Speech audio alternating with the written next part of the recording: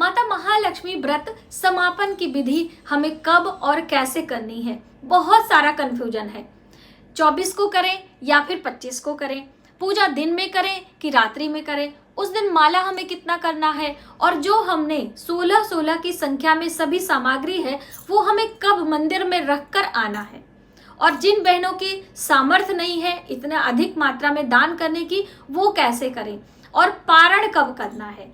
तो बहुत सारी बातें इस वीडियो में माता महालक्ष्मी व्रत से संबंधित होने वाली है, जो कि हम आपके कंफ्यूजन को दूर करते हुए शामिल करेंगे।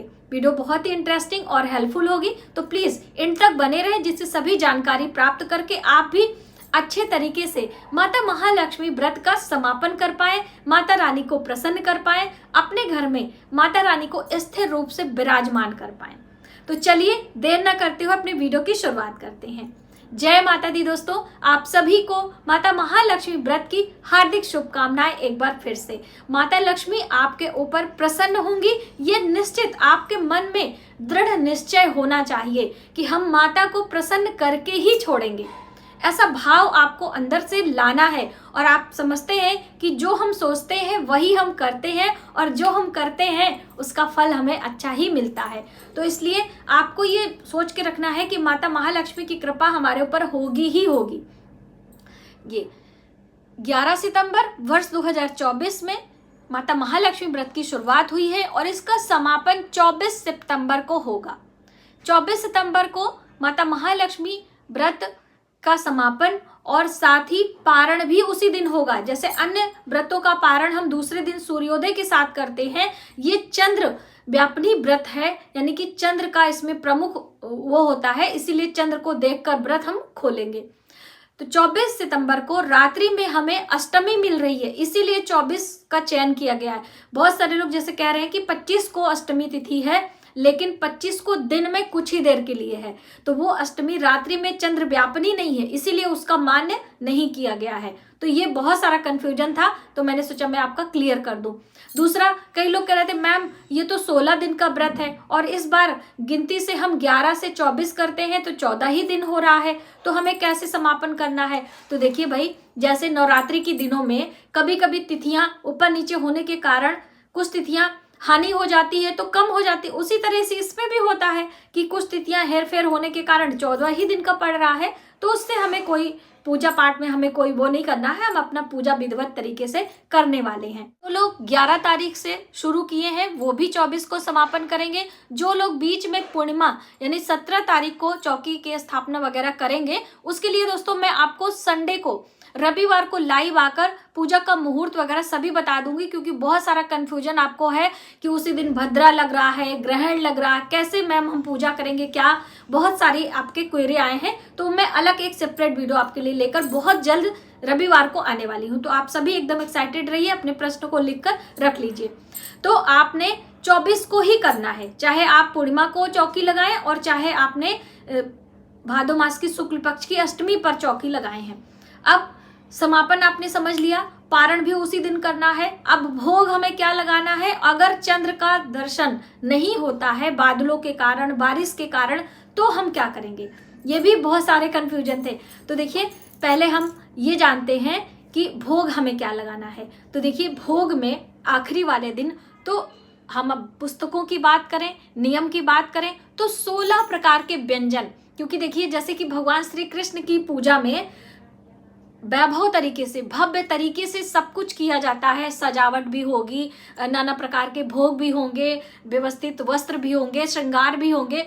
उसी तरीके से माता महालक्ष्मी की पूजा में भी भव्यता और सुंदरता दोनों ही होना चाहिए। तो आपने भव्य तरीके से अपने भरसक प्रयास करना है। बाकी नियम तो बहुत कुछ होता है, हम लोग उसको उतना कर नहीं पाते हैं। तो आपने 16 प्रकार के न बना के कुछ जो आप बना सकें। नियम में पूरी और खीर है। बहुत सारी बहनें कह रही थी मैम हलवा बनाएं, तो देखिए आप हलवा बना लीजिए, वो काउंटिंग में हो जाएगा। जैसे कि हमने आपको एक वीडियो दी थी, वो लास्ट ईयर की वीडियो थी। लास्ट ईयर मैंने ये इस तरीके से किया था, जिसमें हमने बनाया था श्रीखंड, पंचामृत, मीठे गुलगुले, पूरियाँ, खीर और पंचमेवा, मौसमी फल, और भी पता नहीं क्या था, मुझे याद नहीं आ रहा है, दही, शक्कर का था। तो इस तरीके से आप अपने तरीके से बना लीजिए। हलवा भी आप उसमें रख सकते हैं, लेकिन खीर और पूरी तो बनाना ही बनाना है, और पूरियों की संख्या 16 ही होगी। जैसे करवा चौथ के व्रत में अठौरी चढ़ती है, उसी तरीके से इसमें 16 की संख्या में हमें चढ़ाना है। 16 की संख्या में पूरी, 16 की संख्या में दिए, 16 की संख्या में पान, 16 की संख्या में लौंग, 16 की संख्या में इलायची, 16 की संख्या में चुंदरी, 16 की संख्या में चूड़ियाँ, बिंदी, महावर, काजल, सिंदूर, लिपस्टिक, नेल पेंट, इस तरह से सभी चीजें 16 की संख्या में ही हमको लेनी है। और साथ में सोना भी कहा जाता है। तो देखिए सब लोग इतना नहीं ले पाते, तो उसके स्थान पर हल्दी की गांठ ले ली जाती है। हल्दी की गांठ सोना स्वरूपा मानी जाती है, इसीलिए हल्दी की गांठ 16 की संख्या में रखते हैं। मिठाइयाँ भी हम 16 ही लेंगे। जैसे कि दूध से बनी मिठाई, कलाकंद की बर्फी वगैरह होती है, तो वो भी हम 16 टुकड़े में कर लेते हैं, उसको 16 मानकर भोग लगाया जाता है। यानी लास्ट वाले दिन हमें कोई कंजूसी नहीं करनी है, दिल खोल के माता रानी का स्वागत करना है, और माता रानी को सब पता है कि आपके पास क्या है क्या नहीं है। सूप 2 की संख्या में लेना है। सूप के बारे में, एक सूप में रखेंगे, दूसरे सूप से हम ढकेंगे। अभी जब मैं अपना सामान मार्केट से लेकर आऊंगी तो पूरा मैं पहले ही आपको दिखा के वीडियो में आपको दिखाने वाली हूँ कि हमने क्या क्या लिया है और कैसे हमने उसको रेडी किया है, तो वो भी हम बताएंगे। लेकिन आप भी पहले से समझ लीजिए, अपना बजट बना लीजिए। अब देखिए सभी लोग का बजट नहीं है। बहुत सारी बहनों ने कहा था कि मैम हम इतना नहीं कर पाएंगे। कोई बात नहीं, माता को सब पता है, ईश्वर को सभी ज्ञात है कि आपकी क्या सामर्थ्य है, आपकी क्या श्रद्धा है। तो आपने सूप तो 2 ही लेना है, सूप में कंजूसी नहीं चलेगी। सूप 2 लेकर आइए, उसमें सिर्फ 1 रखिए। यानी कि मैं आपको तरीका बता रही हूँ, क्योंकि पहले साल हमने भी इसी तरीके से किया था। ऐसा नहीं कि हम हर साल ऐसे ही करते थे, धीरे धीरे जैसे जैसे माता रानी ने हमारे को अच्छा धन दौलत दिया, उसी तरीके से मैंने धीरे धीरे भव्यता बढ़ाते गए।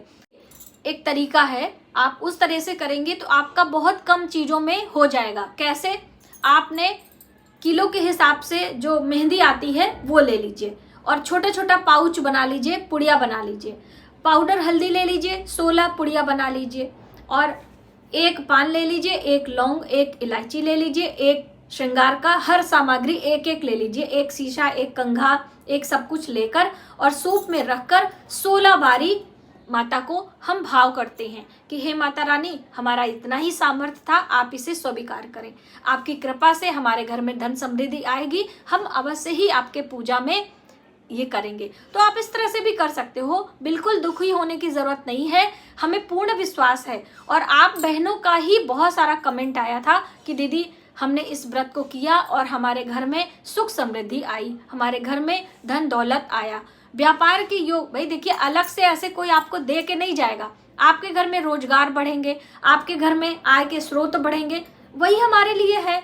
हम मेहनत करेंगे, प्रयास करेंगे तो हमारा धन जरूर बढ़ेगा। तो इस तरीके से आपने सभी सामग्री एकत्र करनी है, और स्वयं जैसे पितृपक्ष के दौरान पड़ रहा है तो हम लोग श्रृंगार नहीं कर पाते हैं। जो बहनें पितृपक्ष का पालन नहीं करती हैं वो श्रृंगार कर लेंगी। हम लोग शुरू में सज बज के पूजा करते हैं, फिर जब पितृपक्ष आ जाता है तो फिर नहीं सजते हैं, क्योंकि हमारे यहाँ भी हमारी ससुर जी नहीं है और हमारी माता जी भी नहीं है, तो हमें उस नियम का भी पालन करना पड़ता है। और स्पेशली मैं आपको बताऊं कि 9वीं तिथि पर हमारी सासू माँ और हमारे ससुर जो दोनों का श्राद्ध होता है, 13वीं मतलब जो तिथि होती है वो मनाया जाता है। तो उस दिन वो हम लोग करते हैं, रात में जगते हैं और सुबह से ही पंडित जी वगैरह आना शुरू हो जाते हैं। उनको भोजन आदि कराने की व्यवस्था, सभी चीज़ों में हमें लगना पड़ता है।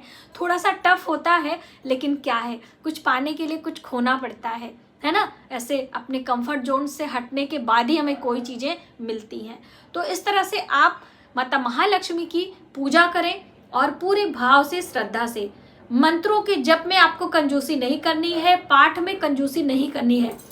बहुत सारे लोग कनक धारा स्त्रोत का पाठ करने के लिए पूछ रहे थे, तो देखिए थोड़ा समय मिलेगा तो मैं जरूर हिंदी में आपको कनक धारा स्त्रोत का पाठ पढ़ के सुनाऊंगी, जिससे कि आपको आसानी हो सके। थोड़ा समय मुझे भी नहीं मिलता दोस्तों, इस वजह से बहुत सारी चीज़ें मैं चाह कर भी नहीं कर पाती हूँ। लेकिन आप सभी के कमेंट पर मैं वीडियो लाने का हर दिन प्रयास करती हूँ। तो आज की वीडियो में बस इतना ही। आप परेशान ना हो, आगे वीडियो आपको हम टाइम टू टाइम लाते रहेंगे और आप अपने घर में माता रानी को प्रसन्न करने के लिए भरसक प्रयास करिए, पूर्ण श्रद्धा से पूजा करिए। अवश्य ही माता रानी कृपा करेंगी और हम सब घर में स्थिर रूप से निवास करेंगी। मिलते हैं एक नई जानकारी के साथ नए वीडियो में। तब तक आप अपना ख्याल रखें। जय माता।